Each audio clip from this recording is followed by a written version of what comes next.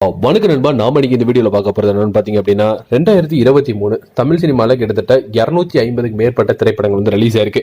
இதுல box office wise collection wise வந்து பாத்தீங்க அப்படின்னா கிட்டத்தட்ட வந்துட்டு 3500 கோடி ரூபாய்க்கு மேல தமிழ்நாடோட சினிமாவோட கலெக்ஷன் அப்படிங்கிறது 2023க்கானது அமைஞ்சிருக்குது. இந்த 3500 கோடியில கிட்டத்தட்ட 900 கோடி ரூபாய்க்கு மேல ஒரு பாக்ஸ் ஆபீஸ் கலெக்ஷன் வச்சிருக்கிற ஒரே ஹீரோ நம்ம தளபதி விஜய் மட்டும் தாங்க. ஸோ இவரோட திரைப்படம் பொங்கலுக்கு ஒன்று, அதுக்கு அடுத்தது வந்து பாத்தீங்க அப்படின்னா அக்டோபர் மந்த் வந்துட்டு லியோ ரிலீஸ் ஆயிருந்தது, பொங்கலுக்கு வாரிசு ரிலீஸ் ஆயிருந்தது. வாரிசோட டோட்டல் ரன் கலெக்ஷனே வந்து பாத்தீங்க அப்படின்னா 300 crores அபிஷியலா வந்துட்டு ப்ரொடக்ஷன் சைடு அனௌன்ஸ் பண்ண விஷயம். அதுதான் இப்போ நீங்க பிக்சராகவே வந்துட்டு இந்த வீடியோல பார்த்துட்டு இருக்கீங்க. ஸோ 300 கோடி ரூபாய் வாரிசு படம் கலெக்ட் பண்ணியிருக்கு. இதை தொடர்ந்து அக்டோபர் மந்த் ரிலீஸ் ஆயிருந்த நம்ம தளபதியோட லியோ திரைப்படம் கிட்டத்தட்ட 12 நாள்ல 540 கோடி ரூபாய்க்கு மேல அபிஷியலா வந்துட்டு ப்ரொடக்ஷன் சைடு வந்து அனௌன்ஸ் பண்ண ஒரு விஷயம்.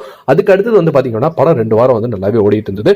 ஸோ கிட்டத்தட்ட வந்துட்டு விக்கிபீடியால 600 கோடி ரூபாய்க்கு மேல படம் வந்துட்டு வசூல் பண்ணதாவே வந்துட்டு அனௌன்ஸ் பண்ணியிருக்காங்க.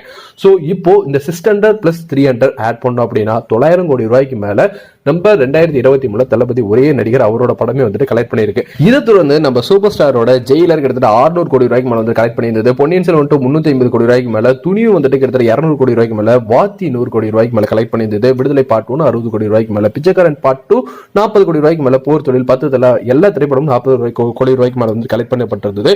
நம்ம சிவகார்த்திகனோட மாவீரன் ஆகட்டும், உதயநிதியோட மாமன்னன் ஆகட்டும் எல்லாமே வந்துட்டு பிளாக் பஸ்டர் ஹிட்டா அமைஞ்சிருந்தது. அதே மாதிரி கலெக்ஷன் வைஸ்மே வந்துட்டு படம் 50 கோடி ரூபாய்க்கு மேல கலெக்ட் பண்ணப்பட்டிருந்தது. ஸோ இதெல்லாம் வந்து 2023 ஒரு 3500 கோடி ரூபாய்க்கு தமிழ் சினிமா வந்துட்டு வசூல் பண்ணிருக்கக்கூடிய படங்கள் வந்துட்டு லிஸ்ட் வந்து அமைஞ்சிருக்குது.